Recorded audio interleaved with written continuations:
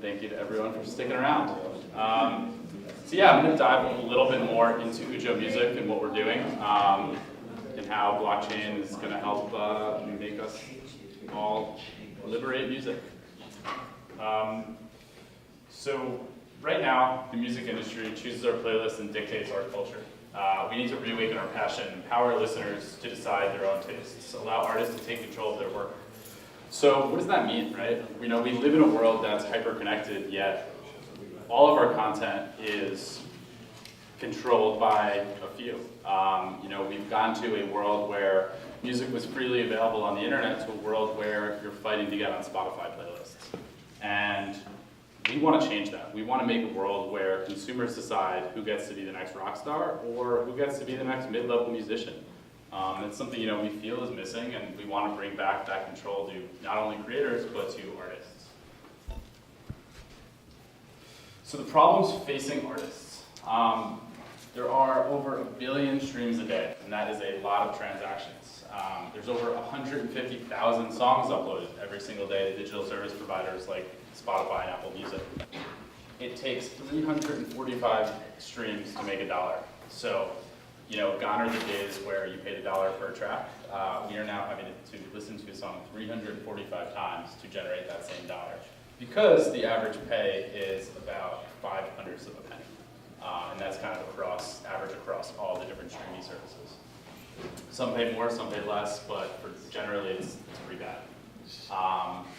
The music industry generated $43 billion last year, and only 12% of that, or $5 billion, went to artists. The live event side generated about $20 billion last year, and it was a little better.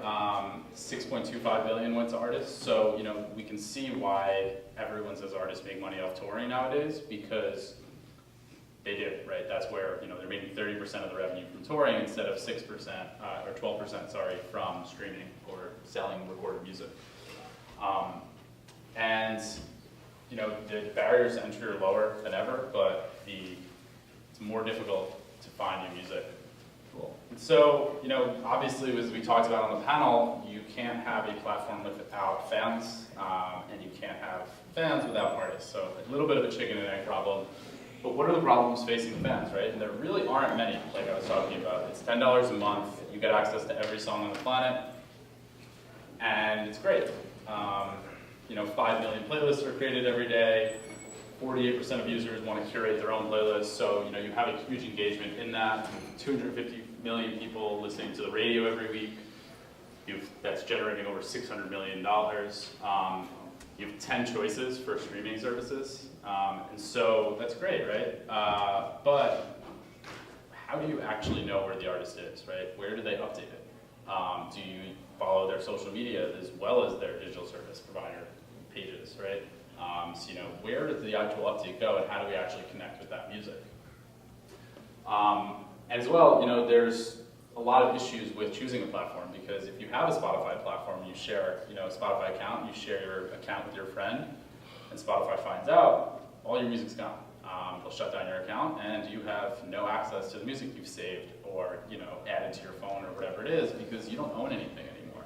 You rent everything. Every single thing from these digital service providers is rented. Even the books you're buying on your Kindle are rented.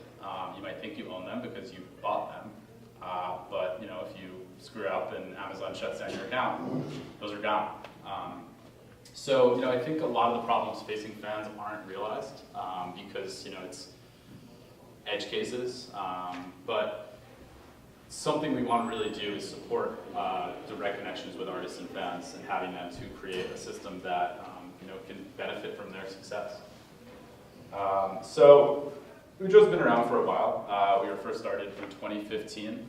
Actually, we started with this sort of manifesto we put out, and basically it was discussing all the problems in the music industry. It was actually, the website was the Problem WTF, and we basically were just like, this is a problem, right? There's 100 years of infrastructure that is complicating everything, that's making everything get lost, that's fragmented and not connected. And the music industry was built for piano rolls. It was built for, we're using terms like mechanical royalties. A mechanical royalty comes from a mechanical reproduction of a piano roll. And we're still using that term to classify digital music. It makes no sense from a, it's just been that, the way we use our music, the actual, the formats have changed, but music hasn't changed. So they think, they can adopt all of these laws and regulations to digital music, even though, it's causing all of these discrepancies and breakdowns in the system. So that was kind of what we were talking about. We were talking about the problems in the music industry. Imogen Heap reached out to us, and she said, I've had all these crazy ideas for years now. I want a world where a DJ in Berlin plays my song, and I wake up in the morning and I see that it was played at like 2:30 in the morning at this club in Berlin, and I can message that DJ and say, hey, thank you for playing my music. I appreciate that. That's the kind of world she wants to live in, this hyper-connected world where artists are actually collaborating and supporting each other. We didn't do that. We did a piece of that, and so we released her Tiny Human basic song on the Ethereum blockchain in 2015. It was one of the first applications on the Ethereum blockchain. On this platform, you were able to download, stream, or purchase a license for what is called a stems license, and that basically allowed you to remix the song. When you purchased that, basically you sent money to a smart contract, depending about how much money you sent to that smart contract. The smart contract issued you back the appropriate type of license. The money was then split among everyone in that license according to the splits that Imogen had created. And in 15 seconds, every single person involved in the song got paid. And so we thought that was really cool. We thought it was, game-changing for the music industry. We took a little bit of a hiatus as consensus was sort of growing, and picked it back up in 2016 and went out to the music industry and quickly found ourselves, kind of not laughed out of the room, but just close enough. Because they don't like this, and this was what we were really talking about in the panel earlier, was they don't want the transparency, they don't want the fluidness that these systems can provide, because that's where they make a lot of their money. And until you can show them that, hey, there's 10 times more money to be made on top of the table than below it, then we're not going to see change, especially not from the existing players. So we kind of said to ourselves, you know what, let's draw a line in the sand, and all the music created before, today, let's forget about that for right now. Let's forget about, all of the issues, the problems in the music industry, because those have, 18 writers, right? So, that's 18 people you have to convince for every single song they should be on a certain platform. It's going to take too long, and, eventually that wave will come. So we set out to build a registration portal for music so that we could start building our own catalog. We took a break on that in mid-2017. RAC reached out to us. We released his album called Ego. He got 20% more than he would have through purchases on iTunes.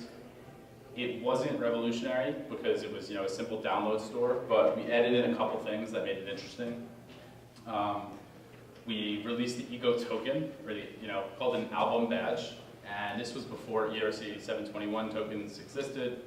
We released 200 of these coins, and now there only exist 200 of them, and there isn't anything to do with them yet, but they do signify that you actually purchased the music, right? It's a sign to the artist that you now, have given them $10 for this album instead of just a like on Facebook.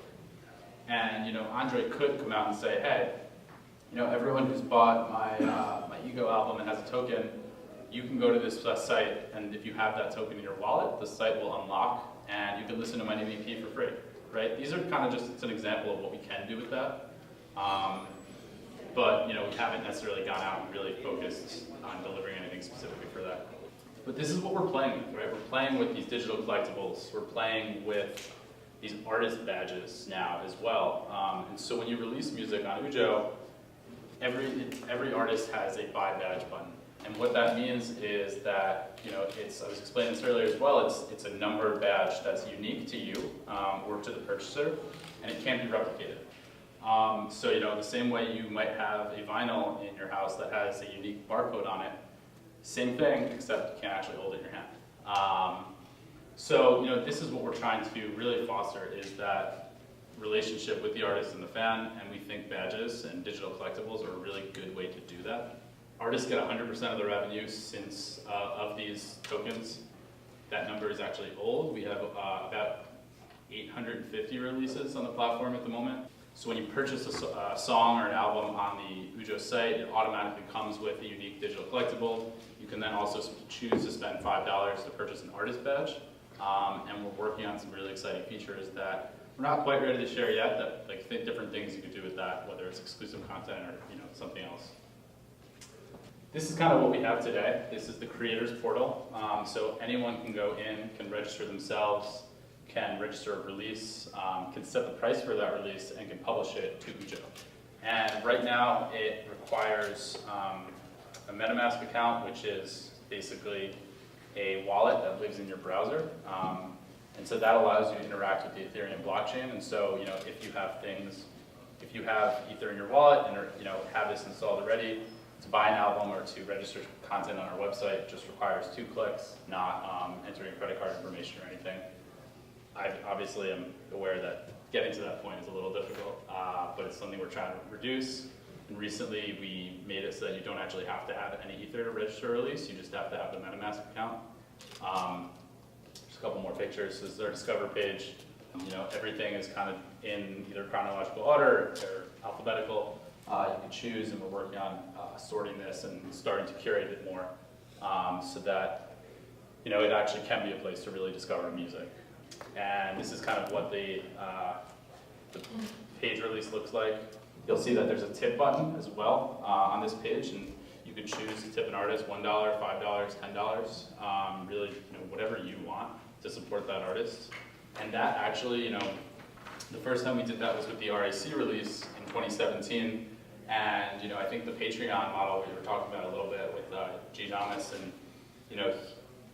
RAC saw that. He's like, I'm a Grammy Award-winning artist, right? I can't, even though I don't make that much money from my music, I feel weird going out and starting a Patreon and kind of begging for my fans. And he was like, I don't really know that I want a tip button on my page. We put that tip button there anyway, contrary to his protests, but. Actually, the first day that he put it out, he got more money in tips than he did in album sales. So, he was kind of blown away by that. And recently, a study came out of Asia that I forgot, I think it was Tencent's platform, but 80% of revenues through that platform are coming in the form of tips. So, if you look at platforms like Streams, right, these artists are making a ton of money just because fans want to support them. They want to show their love for that artist. If you go on a Twitch stream, you'll see constantly people just giving money to these gaming tips. Okay, funny, I used to be in a band a while back, and I found that to be true also. What about having on your site a couple of different prices? So it's not really tip. You have the price, and then you have, let's say, right, pay what you want. Essentially, pay what you want for the album. Exactly, but you have specific amounts like $1.99, $2.99, $4.99. Right. So we found that if you just leave a love jug, you'll make a lot of money. Right. Take a shirt, take a CD, and put whatever money you want. People, they pay more than you would imagine. Yeah, I think was it Radiohead that did that as well? That basically said pay what you want for this album, and ended up the average was like $15, not $10. It's exactly right. And these are the little things that being able to experiment and play with these concepts open up potentially massive new revenue opportunities for artists and to interact with their fans. So if you do click the tip button, it gives you like a 1, 4, I think a 1, 3, 5, 10 option. And then under the tip button now, if you go on our site, you'll see a buy badge button for $5. So again, just a fun. We're still experimenting with these. I don't know if they're going to change the world with artist badges, but it's a new revenue source. It's one we're exploring and we're excited about because of all of the things you can do with these tokens. And it doesn't just have to be us, right? That's the beauty of Ethereum and blockchain, is that because we're built on Ethereum, all these tokens are publicly accessible. So if you went and said, you know what, I'm going to build something into my own page that reads from an Ujo profile and says, if you have this artist badge, I'm going to curate a playlist specific based on the artist you have or suggest something. These are all possible with blockchain.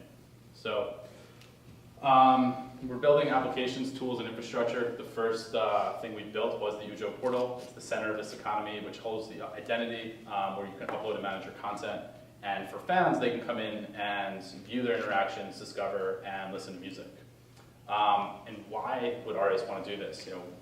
Basically, these are 5 reasons. It's a single place to upload your music. You can manage all your content and your associated rights. Collect payments and set rates. Explore new ways to monetize music, and again, engage with fans directly. And the single place to upload music is something we're really working on right now. Is working to partner with the distributors so that if you do upload to Ujo, you can also have the option to upload to other services. Because again, we don't want to restrict fan bases. We don't want to restrict artists in any capacity.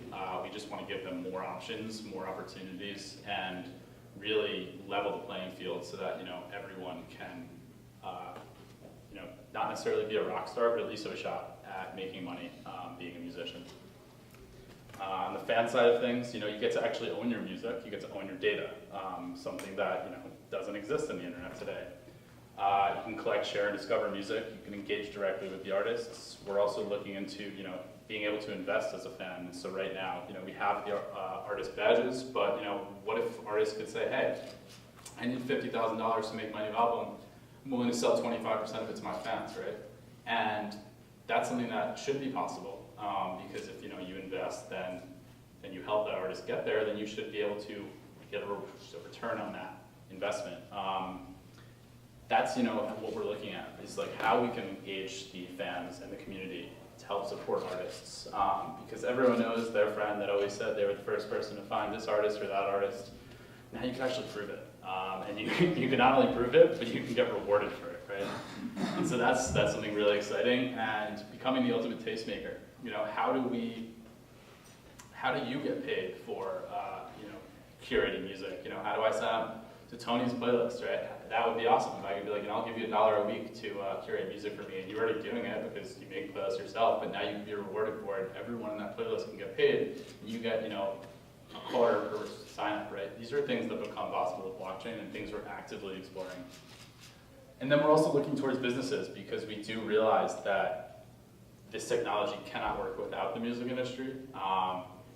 And we kind of always said to ourselves in the beginning, if we could lift the whole music industry up, scrape out the 100 years of broken systems, put in a system for the 21st century that's fluid, that's transparent, that's equitable for artists, and put everything back down, 75% of the music industry would be able to find their footing. You probably would lose some people that just collect 10% here and there because their data is flowing through the system or they have a database, but really they're not providing any value to artists or music, they're just making money off of it, so they should be disrupted.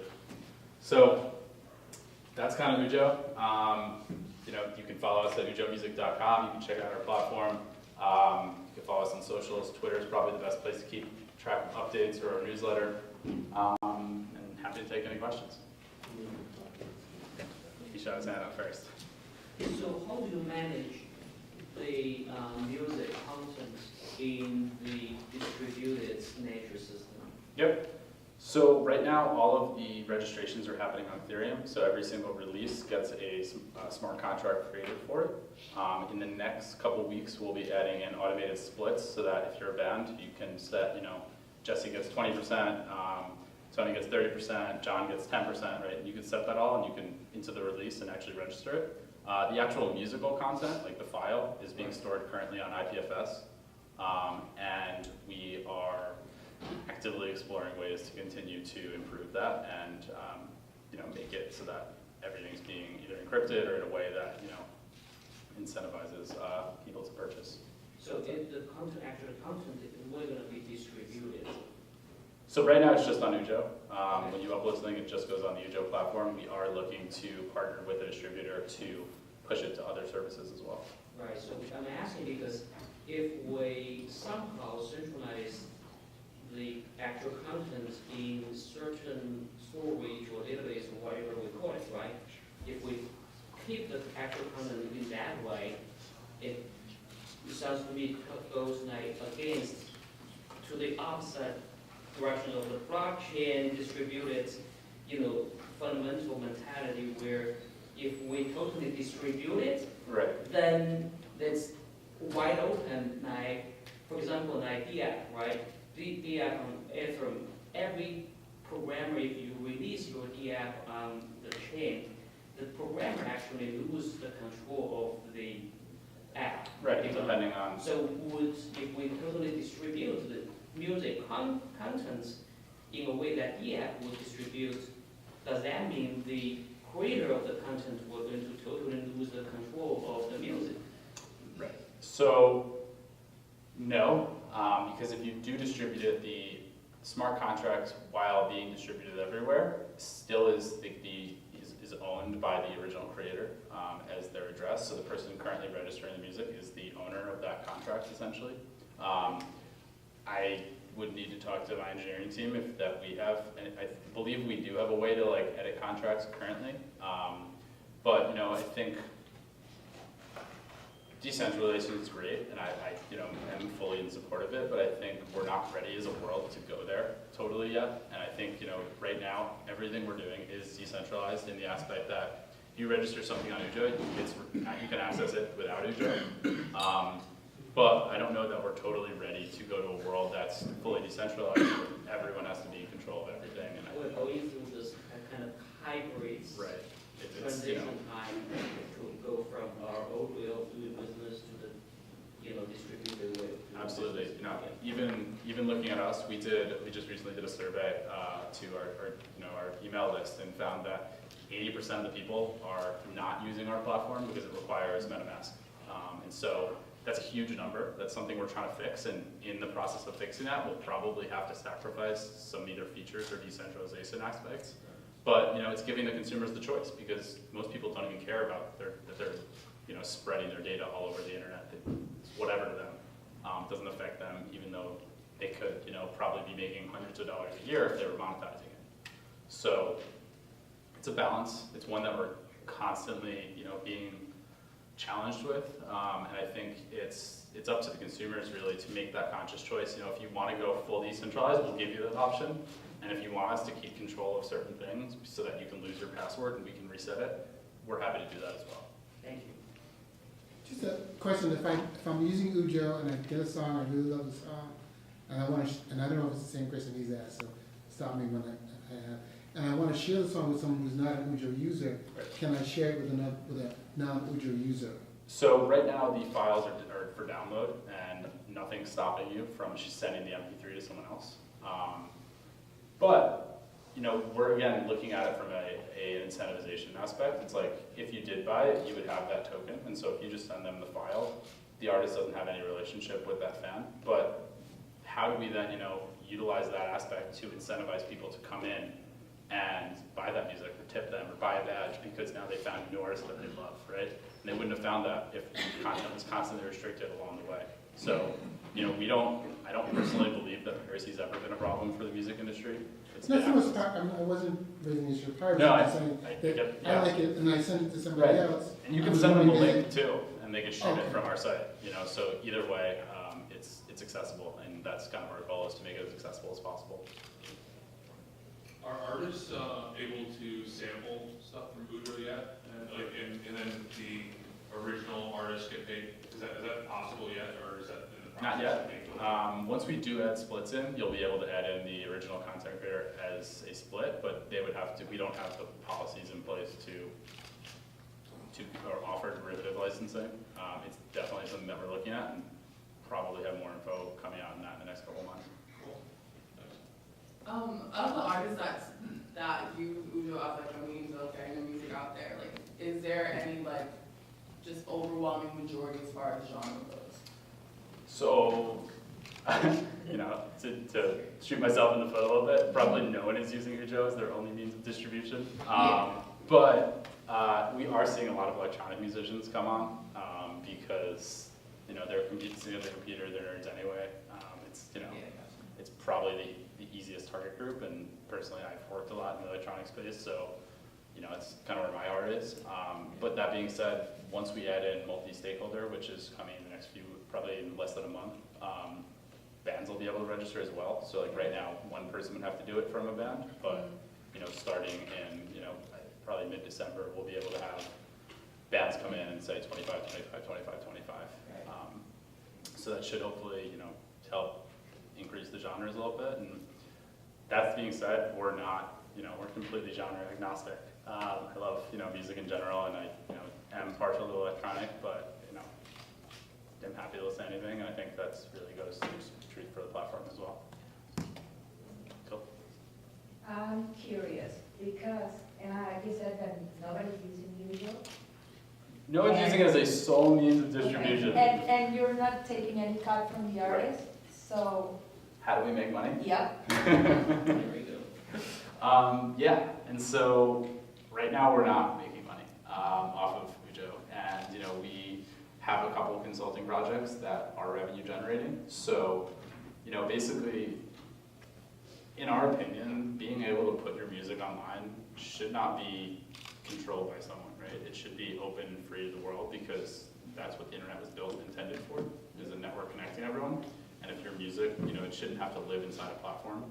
And so fundamentally, we probably, we believe that, that should always be free, and that probably will always be the case. I'm not making a promise here, but being able to register your music will always be free. The services, the add-ons, the value add stuff, that really helps you make money. We might start to take a percentage there, but, again, small percentages. If you look at anything in the music industry, nothing's under 10% right now.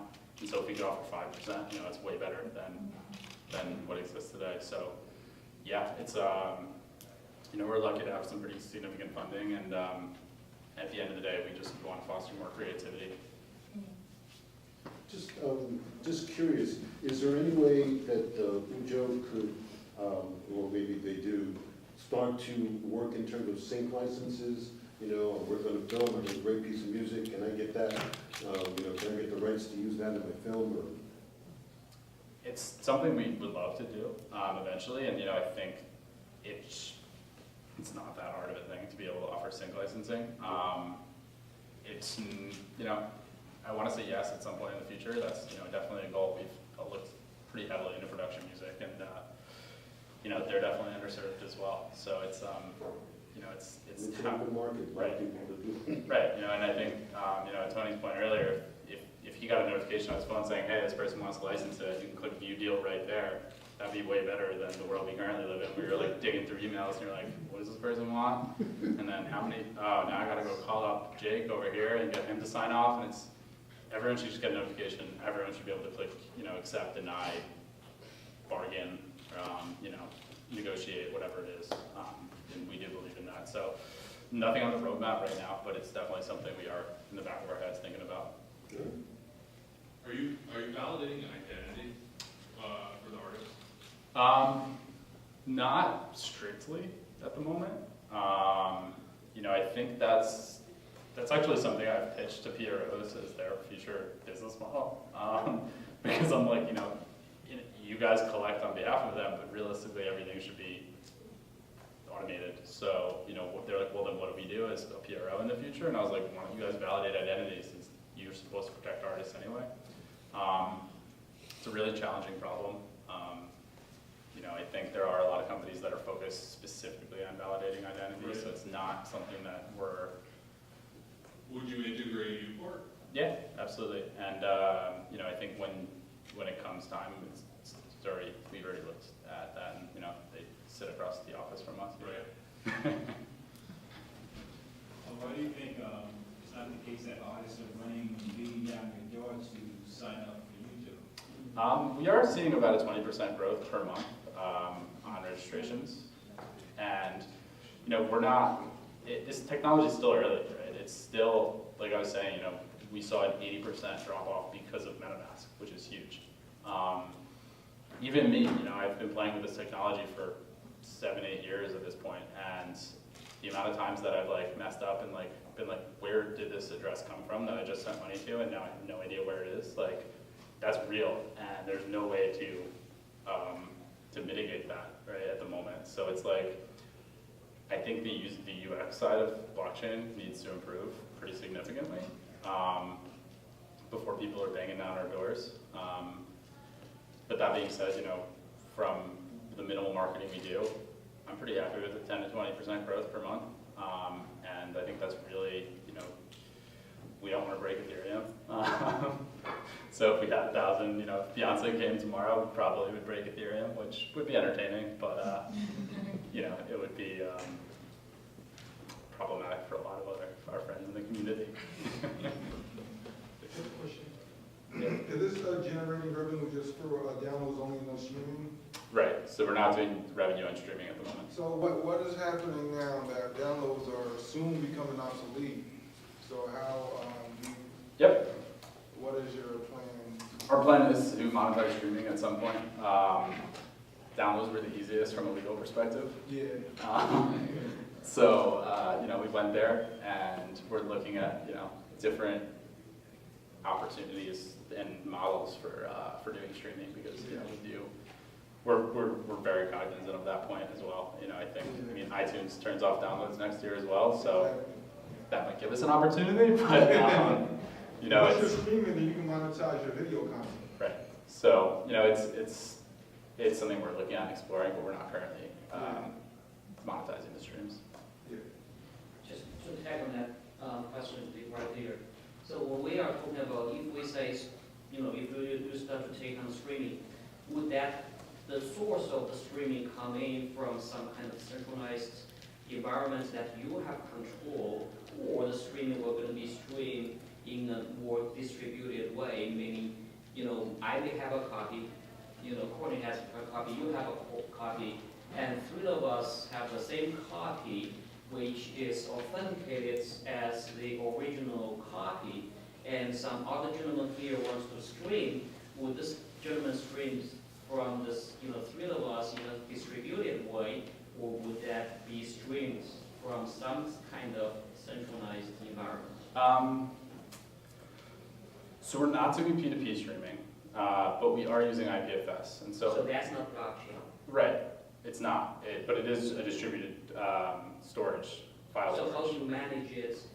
So basically, we are managing a Ethereum blockchain distributed environment plus a centralized database kind of hybrid kind of implementation. Right.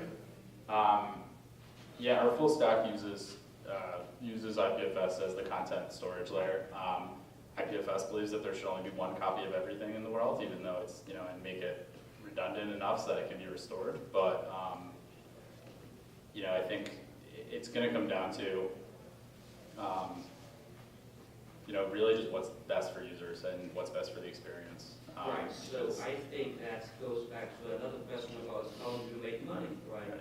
I think a lot of solutions out there in the media industry is sounds to me it's kind of struggling between would way provides a free, pure blockchain solution so that the people in the industry can really benefit from that, or would I provide a somehow hybrid kind of solution so that me as a organization who provides this technology also can make some money out of that. On top, below that, I think there is also a struggle like, can we build a company in the distributed ledger system that can be next Google or not? If we go back to the pure blockchain distributed ledger mentality, that will never happen because that will be pure distributed, give this, the infrastructure of the blockchain, the distributed ledger system to the people, and people has all the power. So whoever builds this system will not going to be next Google to be able to really monetize out of the solution. Now the dilemma is who would really build a pure blockchain solution in the industry that can give people all the power without make any money out of that. Yeah. I mean, I think. Now, that happened because the whole internet, right, the basic infrastructure of internet was designed by the U.S. Defense Department. And because it is designed by U.S. Defense Department, it eventually comes out and everyone can use that technology and to build the internet, and that's what we have. The underlying internet technology is pure free. No organization is able to, was or we're going to make money out of that. However, though, Google, Facebook use this pure free infrastructure technology and builds a service level organization, and they monetize on that. Now, the blockchain could take over.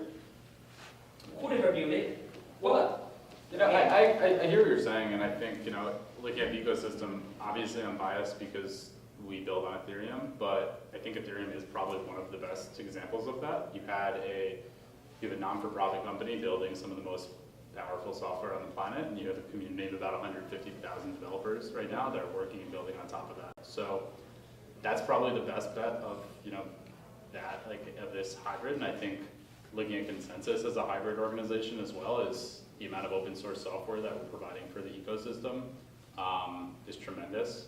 And, you know, I think we're not right now making money off of really any of our services, just a few of them. And so it's, you know, finding this balance between open source and proprietary information that, you know, allow you to have companies that are generating revenue, but, you know, it doesn't need to be these $1 billion in revenue, because if you look at a company like Apple, they're sitting on $300 billion and they're not doing anything with it, right?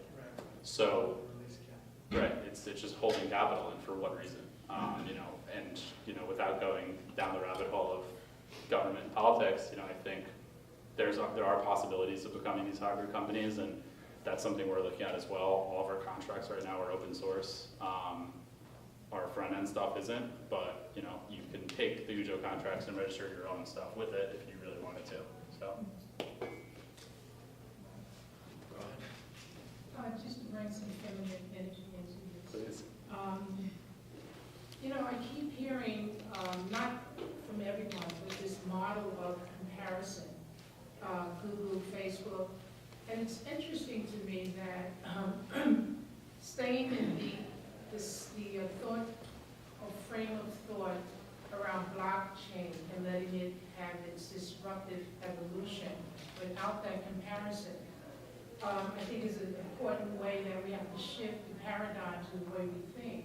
Otherwise, we create The same thing. a different. struggle and a war opposed to innovation and evolution. So I just wanted to put that into, Great point. you know, because that's like a very feminine form of energy, the way, you know, we their children, we bring them through, we watch them process. I mean, good mommies, that is. We try not to, and I'm not a mom, but I take care of 16 nieces and nephews. I'm like, you know, and all these other, and you just watch the process. And the children that you do the least interfering with or comparing them to that other child, or they tend to spine up in a way by which they have a level of development that is extremely amazing, both intellectually, spiritually, physically, you know. So I'm just throwing that out, not solely to you, but certainly to you. And everyone else who's just can we spin and think of other paradigms of thinking, because otherwise we don't really see the possibility of blockchain, because we keep trying to compare it to the growth of these mega corporations or businesses. And I think sometimes that keeps us away from creativity and the innovation and the possibilities. Well, that's exactly the point, right? But somebody else has got a question. Hold on. Somebody else has a question. If I understood you correctly, you think that UPort might be the future of identity management for UJO, or how does that work with copyright? UPort, so. Like actually registering with the Copyright Office? Sorry? Like actually like registering with Right, the Copyright Office? so the next step for UJO would be to automate onboarding of artists, right? So that needs like UPort, but that doesn't solve the potential copyright issues of somebody else uploading content that it's not theirs. So UJO can do a lot of things if they fix that. Yeah, and you know, I think along with distribution, another thing that's probably going to come sooner and later is audio fingerprinting and contrasting it so that, you know, we are automatically flagging that content instead of allowing it and waiting for it to be flagged by someone who notices it. Right now, it's a passive system, or it's like a somewhat passive system that requires activation from a listener. We would like to get that to a point where it's an active system and it's actively preventing people from, you implementing that in a way that is fair. So not automatically just ripping everything down like SoundCloud does, but actually making it a better system than that kind of situation. Are you thinking about the new repertoire that's coming out of the Music Modernization Act? So that's definitely something we have our eyes, pretty closely on, and are, that is one of the biggest pieces to helping blockchain really take off is, if you can license and register. So basically what he's talking about is Congress passed an act called the Music Modernization Act about a month ago, 2 months ago, that forces the creation of a global database of music, something that has tried to exist for many years now. The best case was in 2012, 180 performing rights organizations got together and said, hey, this is a problem, we need to fix it. They spent $8 million hiring Deloitte to fix this problem. The report came out and they said, we can't figure out where the money, we can't figure out who would pay for it, we can't figure out where the servers would live, and we can't figure out who would manage it. Those 3 problems become fixed by blockchain. And it's if and when an RFP comes out to build that, you can bet that we're going to be gunning for it. Cool. Thank you guys. Thank you.